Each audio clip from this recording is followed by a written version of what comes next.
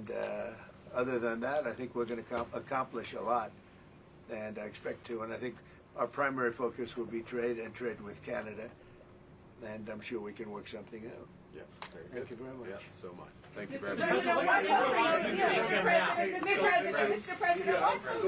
Mr. President, up a deal with Canada? What is holding up a deal with Canada from your perspective?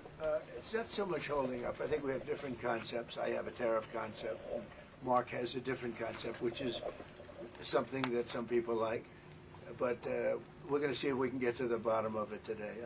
I'm a tariff person. I've always been a tariff. It's simple, it's easy, it's precise, and it just goes very quickly.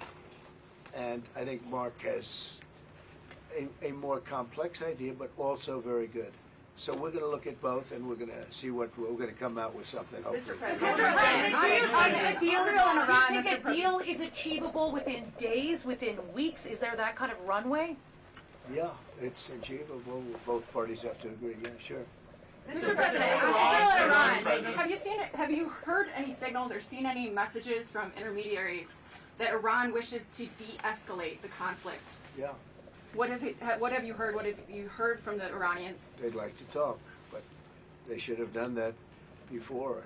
I had 60 days, and they had 60 days, and on the 61st day I said, we don't have a deal. They have to make a deal, and it's painful for both parties, but I'd say Iran is not winning this war, and they should talk, and they should talk immediately before it's too late. And what would you say, in your opinion, what would it take for the U.S. to get involved in this conflict militarily? I don't want to talk about that. And you mentioned Putin. Do you think that he should have a seat at the G7 today, that it should be the G8? I'm not saying he should at this point, because too much water's gone over the dam, maybe. But it was a big mistake. Obama didn't want him, and the head of your country, the proud head of your country, didn't want him. This was a big mistake. You wouldn't have that war. You know, you have your enemy at the table. Even I don't even consider him. He wasn't really an enemy at that time. There was no concept. If I were president, this war would have never happened. But likewise, if he were a member of what was called the G8 at that time, it was always the G8, you wouldn't have a war right now. What material support and what intelligence support are you providing Israel? We've always supported Israel. We have for a long period of time, strongly.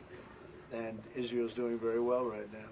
Why not have China at the G8? Why not have China here, the biggest economy in the world after the United States? Well, it's not a bad idea. I don't mind that. If somebody wants to suggest China coming in, I think we suggest. But you want to have people that you can talk to. You know, they don't talk.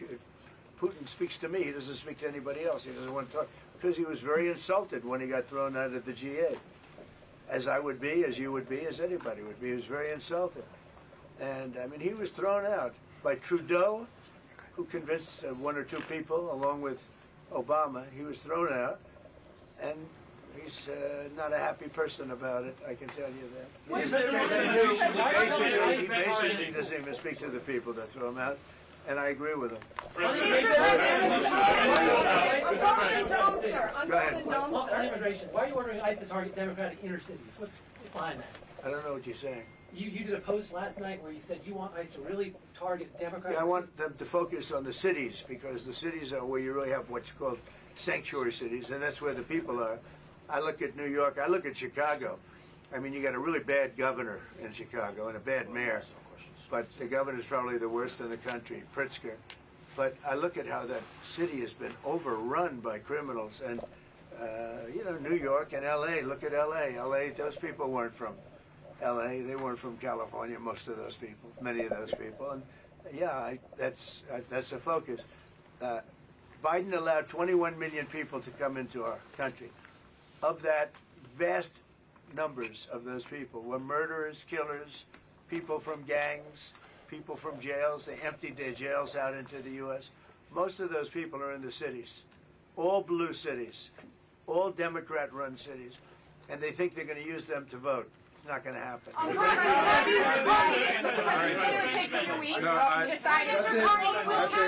Thank you. If you don't mind, I'm going to exercise my role, if you will, as G7 chair, since We have a few more minutes with the president and his team, and then we actually have to start the meeting to address some of these big issues. So, Thank you. Thank you, media. Let's go.